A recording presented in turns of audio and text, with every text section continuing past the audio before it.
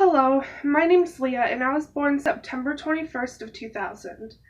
I was having a hard time finding really interesting things that happened during September of 2000, but this is what I found. In presidential news, Bill Clinton was president at the time, and on September 20th, independent counsel Robert Ray announced that his investigation had not discovered enough evidence to indict the Clintons of their whitewater dealings. In world news, Israel declared an epidemic along the West Nile, with 13 dead so far and over 160 cases reported. They believe that the virus was caused by a migration of geese who carried the virus. People that were more susceptible to the virus were over the age of 54 years old, and most of the early signs consisted of a rash. In economic news, gas prices were about $1.50 at this time. In weird news, the New York Times posted an article about a hoax flying around New Jersey. What happened was a lot of people were receiving calls from what they thought were the hospital, and they were asked if they had a son or a daughter or something along the lines of that.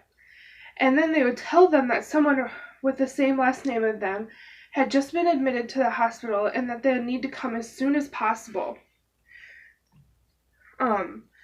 After that, the caller would put them on hold, and then a couple minutes later would come back and tell them that their loved one had died. I'm not quite sure if the person who was making these phone calls had ever gotten caught, but I sure hope they did. In entertainment news, the 1973 movie The Exorcist came out with an extra 11 minutes of footage showing the final showdown between Max von Sydow and the demon-possessing Linda Blair. This little extra bit of time didn't really sit well with the audience, some even calling it laughable.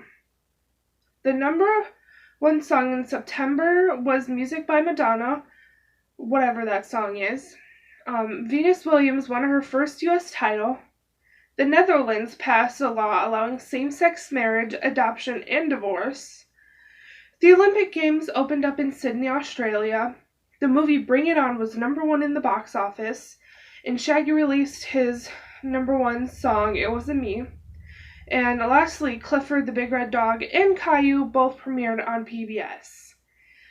Life in the early 2000s was pretty calm, I'd have to say, so there wasn't many interesting things I had to share, but I hope you guys enjoyed, and thank you.